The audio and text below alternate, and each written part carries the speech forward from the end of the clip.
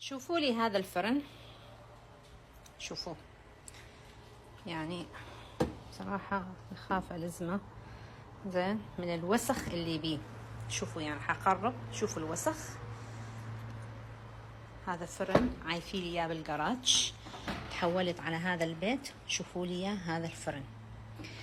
راح احاول انظفه، راح استعمل ايزي اوف واحاول انظفه، وراح اخليكم وياي بكل خطوه نشوف. راح يشتغل ايزي اوف على هالشكل طباخ منتهي عمره، منتهي يعني هو مو منتهي عمره، دا يشتغل يعني كل العيون تشتغل.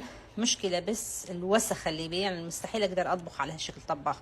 فخليكم وياي حتى نشوف راح يشتغل لو لا.